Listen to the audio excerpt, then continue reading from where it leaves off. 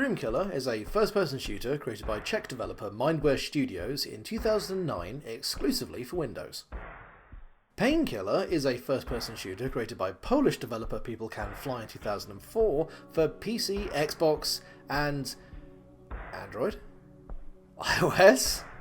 What the fuck? Weird flex, but okay. The reason why I've just listed two games instead of one is that, if I'm going to be brutally honest here, one is pretty much a copy of the other.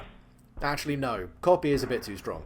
Dreamkiller is a love letter to one of the unsung heroes of the FPS world, a recognition of People Can Fly's great work, attempting to build on what worked and improve on what didn't. Precisely how well Mindware actually does this is up for debate. Without further preamble or spoilers, let's crack on. Dreamkiller centres around the work of one Alice Drake, a psychologist who also touts the ability to dive directly into someone's unconscious mind to take on the roots of fears and phobias directly. It's Frasier meets Inception with a bit of sucker punch thrown in there for good measure, and, as that description may make it sound, it's anything but subtle. Architecture and enemies completely change theme from level to level, with each mind possessing its own unique symbolism and structure, which in turn is reflected in the level design itself. A man suffering from vertigo's levels are set atop a dizzyingly tall tower. Another, who suffers from acute arachnophobia, not only besets the player with giant spiders, but also smothers the world around him with cocooned animals and claustrophobic webbing. The weapons themselves, of which there are 6 in total, all buy into this dreamlike logic as well. A late-game beam weapon draws power from a portable star and seems to lob crystallized positive memories as a means to distract your enemies, while Alice's default weapon, projecting fire and force from her hands, results in her dragon tattoo coming to life as you level up your arsenal.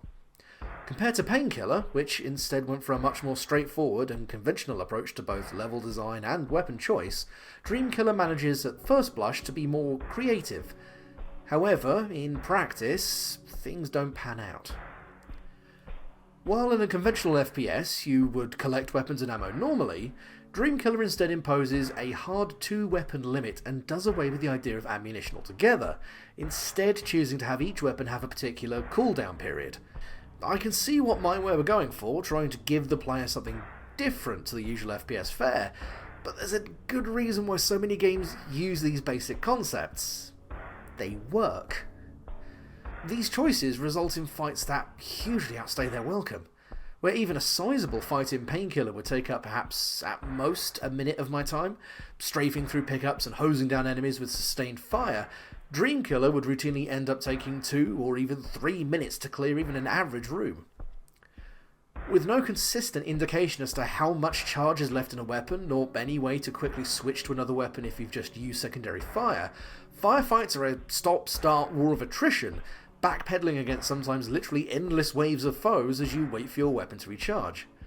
Later levels introduce doorkeepers who spawn endless waves of minions until put down, and even later ones also add standalone monster spawners that need to be destroyed directly. The level design pushes for hectic run-and-gun action, but your weapons actually end up pulling you in the other direction, slowing you down when you need to be speeding up. For every few minutes of genuine thrills I got from the combat in Dreamkiller, it would be accompanied by 10 times as much of straightforward stop-start meat grinding. So, do I think Dreamkiller is bad? No. I don't think it's perfect by any means, but I didn't dislike it. Why? Because Dreamkiller feels like it's having fun along with me. Which is a weird excuse, but bear with me. Going back to the OG, Painkiller is an oppressive, dark, and exceedingly edgy game. The story, poorly told through CG cutscenes that make the protagonist's head look like a loaf of bread with a face inexpertly stapled to one end, really doesn't matter. You angrily plod from one dark, grim environment to another, slaughtering waves of horrible monsters as you go. I played Painkiller end-to-end a few years ago, and before writing this review I went back and gave it another whirl. Instantly, I remembered why I hated it. The guns are varied and fun to use, the enemies come thick and fast, it's mechanically sound, but there's this joyless, punishing overtone that you can't escape from.